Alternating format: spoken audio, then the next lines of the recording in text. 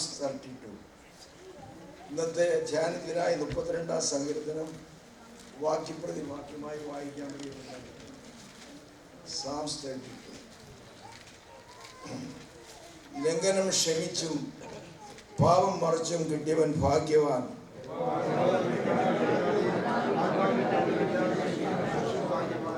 ഞാൻ മിണ്ടാതെ ഇരുന്നപ്പോൾ നിത്യമായ നരകത്താൽ എൻ്റെ അസ്ഥികൾ ക്ഷയിച്ചു പോയി.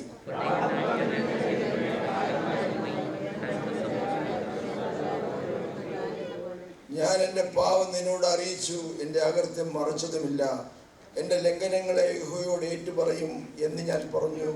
അപ്പോൾ നീ എൻ്റെ പാപത്തിൻ്റെ കുറ്റം ക്ഷമിച്ചു തന്നു.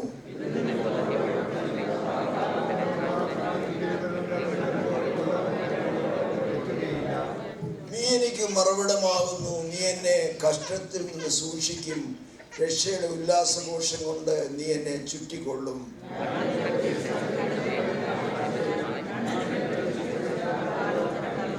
നിങ്ങൾ ബുദ്ധിയില്ലാത്ത കുതിരയെയും കോവർ കഴുതയെയും പോലെ ആകരുത്. അവയുടെ ചമയങ്ങളായ കടിഞ്ഞാണും മുഖപ്പട്ടയും കൊണ്ട് അവയെ അടക്കി വരുന്നു, അല്ലെങ്കിൽ അവ നിനക്ക് സ്വാധീനമാകയില്ല.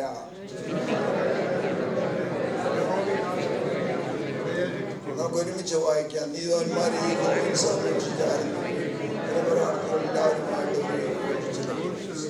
നമ്മുടെ കരങ്ങളിൽ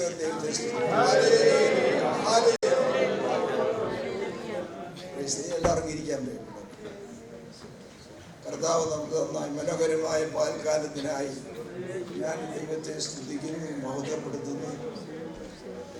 ദൂതറിനോട് ചോദിച്ചു താൻ ഇഷ്ടപ്പെടുന്ന ഏറ്റവും ഇഷ്ടപ്പെടുന്ന സങ്കീർത്തനം കഥ ചോദിച്ചപ്പോൾ 32:51 പറഞ്ഞു. വളരെ മനോഹരമായ സങ്കീർത്തനമാണ് 32-ാമത്തെ സങ്കീർത്തനം. Praise the Lord. ദാവീദ് പാപം ചെയ്തു.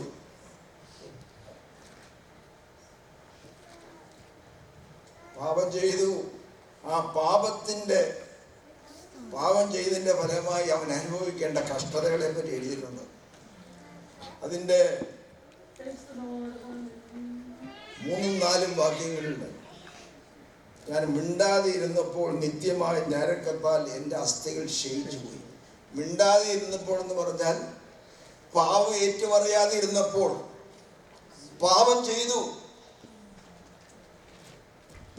തൻ്റെ ഭാര്യ അവളുമായി പാപം ചെയ്തു. അവളുടെ ഭർത്താവിനെ കൊന്ന് അവളെ ഭാര്യയാക്കി എടുത്തു.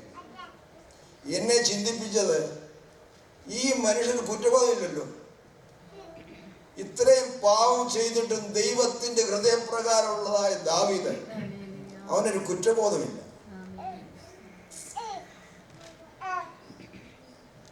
Praise the Lord. ഞാൻ മിണ്ടാതെ ഇരുന്നപ്പോൾ നിത്യമായ നരകത്താൽ എൻ്റെ അസ്ഥികൾ ക്ഷയിച്ചു പോയി.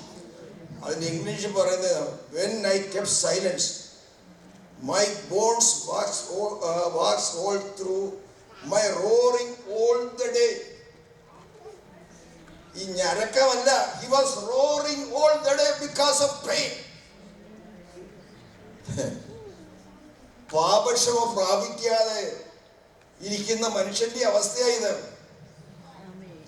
പാപം എത്ര കാഠിന്യമാണെന്നറിയാമോ? ഒരു ദൈവവൈതൽ പാപം ചെയ്തു കഴിഞ്ഞാൽ unconfessed sins are like a fierce poison. നിന്നെ അത് ഉരിച്ചുരിച്ച് നിർജീവമാക്കി കളയും. When I have not confessed my sins, my bones waxed all through my roaring all the day. പകൽ മുഴുവൻ 24 hours-ഉം he's roaring.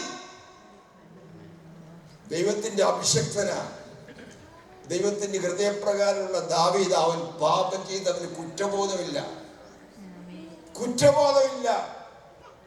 നാദാമെന്ന് പറഞ്ഞപ്പോഴേ അവന് മനസ്സിലായത്.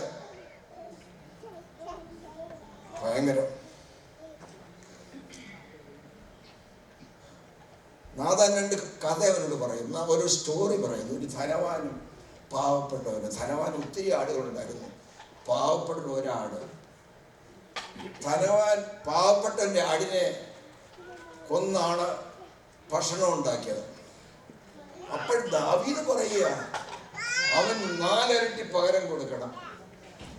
ദാവീദ് ജഡ്ജ്മെന്റ് അങ്ങ് എടുത്തു. ഉടനെ നാഥാൻ എന്താ പറയുന്നത്? അത് നീയാണ്. 4 ഇരട്ടി പകരം അവന് കൊടുക്കേണ്ടി വന്നു. എന്നറിയാം, 4 മക്കൾ അവൻ മരിച്ചു. അവൻ 4 മക്കൾ കൊല്ലപ്പെട്ടു. നീ വായി കൂടെ സംസാരിക്കുന്നത്, life and death is from your mouth. അവൻ കരുതിയില്ല, അവന് വേണ്ടി പറയുന്ന ജഡ്ജ്മെന്റ് ആണ് നമുക്ക് കരുതിയില്ല. മറ്റുള്ളവർ വിധിക്കാൻ നമുക്ക് വളരെ ഈസിയാ, മറ്റുള്ളവർക്ക് ജഡ്ജ്മെന്റ് കൊടുക്കാൻ വളരെ ഈസിയാ. പക്ഷെ സ്വന്തം ജീവിതത്തിൽ മനസ്സിലാവുന്ന കാര്യം, അവൻ വിചാരിച്ചു വേറെ ആരെങ്കിലും അവൻ ജഡ്ജ്മെന്റ് ഒക്കെ പറഞ്ഞു. ജഡ്ജ്മെന്റിൽ അവൻ തന്നെ വിധിക്കപ്പെട്ടു. 4 മക്കൾ ചത്തു, മരിച്ചു. എന്റെ മനസ്സിൽ കൂടെ പോയ ഒരു കാര്യം, if leaders compromise holiness, if father compromise holiness, the legacy will go to corruption. If the father compromise holiness,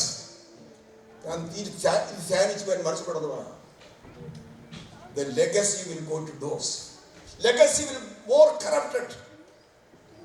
A father should be the role model of a family.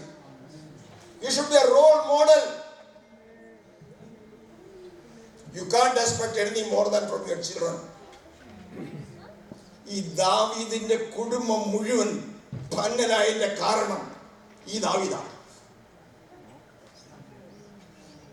ഒരു മോനെ ഗുണം പിടിച്ചിട്ടുണ്ട് ദാവീദിന്റെ കുടുംബത്തിൽ, ദാവീദിന്റെ മക്കളിൽ.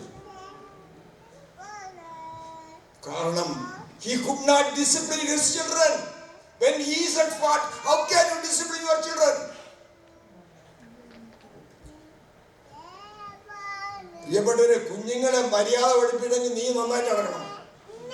ദൈവം ക്ഷമിച്ചെന്ന് വരാം, പക്ഷെ പിള്ളേർ ക്ഷമിക്കത്തില്ല, മനുഷ്യൻ ക്ഷമിക്കത്തില്ല.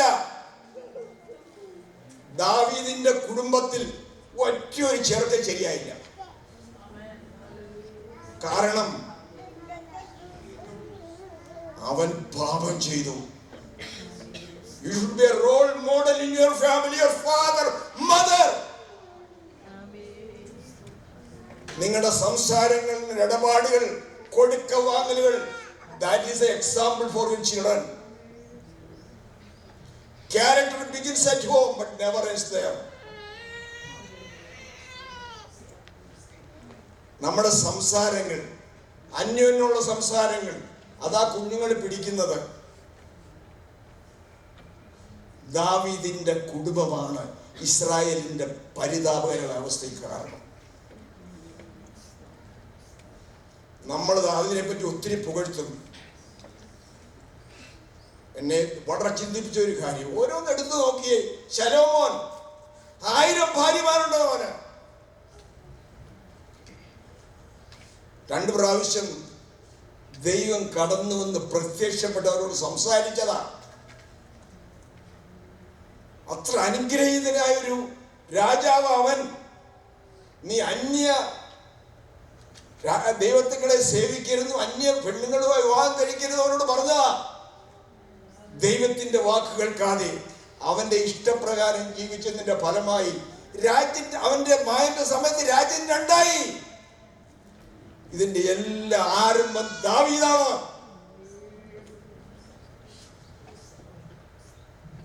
He compromised the holiness. വിശുദ്ധി അവൻ വിട്ടുകളഞ്ഞു. നമുക്ക് ഒരു ലൈഫ് ഇല്ലെങ്കിൽ മറ്റുള്ളവരെ you cannot discipline others, your children. ഞാൻ ബൈ ചാൻസ് പറഞ്ഞതേ ഉള്ളൂ. I come back to my son. അവൻ പാപം ചെയ്തു, രാവും പകലും കരയുക. എന്റെ ദൈവത്തിന്റെ കൈ എനിക്ക് ഭാരമായിരുന്നു. പ്രിയപ്പെട്ടവരെ, നീ പാപം ചെയ്താൽ നിന്റെ ദൈവത്തിന്റെ കരം നിനക്ക് ഭാരമായിരിക്കും. ആ ഭാരം മാറ്റാൻ ഒരുത്തനെ കൊണ്ട് കഴിയില്ല. ദൈവത്തിന്റെ കരം നിന്റെ മേൽ ഭാരമായി കഴിഞ്ഞാൽ, ഈ മരം ഉണ്ടല്ലോ, മരം ലൈറ്റ്നിങ് സ്ട്രൈക്ക് കൊണ്ട് മരത്തിനുണ്ടായി കഴിഞ്ഞാൽ മരം എങ്ങനെയാകുന്നു അതുപോലെ ആവും. നീ കണ്ടിട്ടില്ലേ? After the lightning strike what happens to a tree? ദൈവത്തിന്റെ കരം നിന്റെ മുകളിൽ വന്നിരിക്കുക. If the Lord is wanted to discipline you, അവന്റെ കരം നിന്റെ മേൽ വരും. അന്ന് എനിക്ക് ഭാരമായിരിക്കും. ദാവീദിന് ഭാരം മനസ്സിലായി. ഗോലിയാത്തിനെ പിടിപ്പിച്ചതായ ആ ദൈവത്തിന്റെ കരം, തന്റെ ആടുകളെ ആക്രമിക്കാൻ വന്ന സിംഹത്തിന്റെയും കരടിയിൽ നിന്ന് ആടുകളെ രക്ഷിച്ച ദൈവത്തിന്റെ കരം, അവനെ ആശ്വസിപ്പിച്ച ദൈവത്തിന്റെ കരം, അവനെ തലോടിയ ദൈവത്തിന്റെ കരം ഇന്ന് അവന് ഭാരമാണ്. പ്രിയപ്പെട്ടവരെ, നിന്റെ ജീവിതത്തിൽ നിന്നെ സ്നേഹിക്കുന്ന, നിനക്ക് വേണ്ടി കരുതുന്ന, പ്രവർത്തിക്കുന്ന ദൈവത്തിന്റെ കരം നിനക്ക് ഭാരമായി തീരും. നീ പാപം ചെയ്താൽ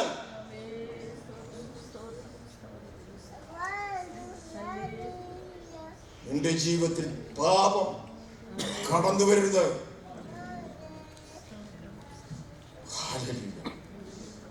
പൗലോസ് പറയുന്നു, പാവത്തിന്റെ മർത്യ ശരീരങ്ങളിൽ വാടരുത്. ഈ രാവിലെ സമയം ദൈവത്തിന്റെ ആത്മാവിനോട് സംസാരിക്കുക. പാവം നമ്മുടെ മർത്യ ശരീരത്തിൽ വാടരുത്.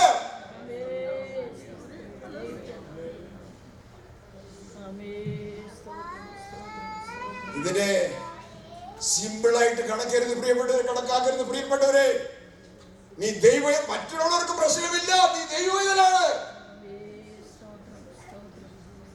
കർത്താവിന്റെ രക്തത്താൽ വീണ്ടെടുക്കപ്പെട്ടവന്റെ മക്കളായി തീർന്ന നാം ഓരോരുത്തരും, ദൈവത്തിന് നിന്നെ പറ്റി വലിയ പ്ലാനുണ്ട്, വലിയ പദ്ധതിയുണ്ട്. അതിനെതിരായി നീ പാപം ചെയ്താൽ ദൈവം ക്ഷമിക്കുകയില്ല. ദൈവത്തിന്റെ കരം നിനക്ക് ഭാരമായിരിക്കും. മടക്കി കൊണ്ടുവരുവരെ ഭാരമായിരിക്കും. അതുകൊണ്ടാണ് ദാവീദ് പറയുന്നത്, ലംഘനം ക്ഷമിച്ചു, പാപം മറച്ചിരിക്കാൻ മാറ്റി. പാപം ചെയ്തപ്പോൾ അവൻ അനുഭവിച്ച ദുഃഖങ്ങൾ, വ്യതകൾ അവന് നല്ലവണ്ണം അറിയാം. യഹോവ കൃത്യം കണക്കിടാതെയും ആത്മാവിൽ കപടമില്ലാതെ ഇരിക്കുന്ന മനുഷ്യൻ ഭാഗ്യവാൻ. ഈ രാവിലെ സമയം എനിക്ക് നിങ്ങളോട് പറയുവാനുള്ളത്, പാപത്തെ ലോകമായി കാണരുത്. ദൈവം കായനോടൊരു കാര്യം പറയുന്നുണ്ട്. ഹാബേലിനെ കൊല്ലുന്നതിന് മുമ്പായി, the sin is crouching at your doorstep. His desire is always towards you. You should overrule that. You rule over the sin. പാപം നിന്റെ വാതിക്കൽ ഈ പട്ടി പതിഞ്ഞ് കിടക്കുന്ന പോലെ കിടക്കുക. ക്രൗച്ചിങ്ങിന്റെ അർത്ഥം, പാപം ഈ പട്ടി പതിഞ്ഞ് കിടക്കുന്ന പോലെ കിടക്കുക. നീ എങ്ങോട്ട് ചെല്ലുമ്പോഴാണ് പിടിക്കുന്നത്. നിന്റെ ഡോർ സ്റ്റെപ്പിൽ പാവം പതിഞ്ഞ് കിടക്കുന്നുണ്ട്. അതിന്റെ ആഗ്രഹം നിന്നോടാ. നീ അതിനെ കീഴടക്കണം. പ്രിയപ്പെട്ട, രാവിലെ എനിക്ക് നിങ്ങളെ ഉത്ബോധിപ്പിക്കാനുള്ളത്, നമ്മുടെ ഓരോരുത്തരുടെയും വീടിന്റെ കതകിൽ പാപം ക്രൗച്ച് ചെയ്ത് കിടക്കുന്നുണ്ട്. അതിന്റെ ആഗ്രഹം നിന്നോടൊക്കെയാണ്. നിന്നെ കർത്താവിന്റെ സ്നേഹത്തിൽ നിന്നും വഴുതി വീട്ടാൻ അവന്റെ ആഗ്രഹം.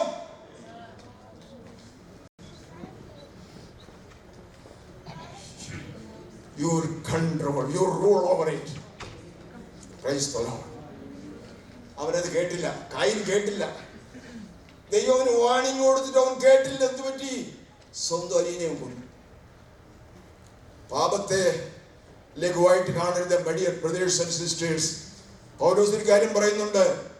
ഞാൻ മറ്റുള്ളവരോട് പ്രസംഗിച്ച ശേഷം എന്നെ കുറ്റക്കാരനായി കാണാതിരിക്കേണ്ടതിന് എന്റെ ശരീരത്തെ ഞാൻ ദണ്ഡിപ്പിച്ച് അടിമയാക്കി അത്ര ചെയ്യുന്നത്. പ്രസംഗിച്ചു കഴിഞ്ഞിട്ട് മറ്റുള്ളവരുടെ മനസ്ഥിതിൽ എന്നെ കൊള്ളരാത്തവനായി കാണിക്കാതിരിക്കേണ്ടതിന് എന്റെ ശരീരത്തെ ദണ്ഡിപ്പിച്ച് അടിമയാക്കുകയാണെന്ന്. should not be your ruler. You should make your body as a slave.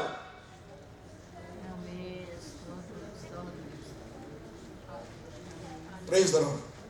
ദാവീദിന് പാപം ക്ഷമിച്ചു കിട്ടി. അടുത്ത വാക്യം, ഇത് നിമിത്തം ഓരോ ഭക്തനും കണ്ടെത്താവുന്ന കാലത്തിനോട് പ്രാർത്ഥിക്കും. പെരുവെള്ളം കവിഞ്ഞു വരുമ്പോൾ അത് അവൻ്റെ അടുക്കലോളം എത്തുകയില്ല. പാപക്ഷമം പ്രാപിച്ച ഒരു ദൈവത്തിന്റെ ജീവിതത്തിൽ പെരുവെള്ളത്തിന് സമാനമായ പ്രശ്നങ്ങൾ കടന്നു വരും. പെരുവെള്ളം ഈ പ്രശ്നങ്ങളെ കാണിക്കുക. നിന്റെ ജീവിതത്തിൽ പെരുവെള്ളത്തിന് സമാനമായ പ്രശ്നങ്ങൾ കടന്നു വരുമ്പോൾ ഇപ്പൊ എന്നെ അത് വിഴുകിക്കളയും നിനക്ക് തോന്നുമെങ്കിലും അതിന്റെ അടുക്കലോളം എത്തുകയില്ല.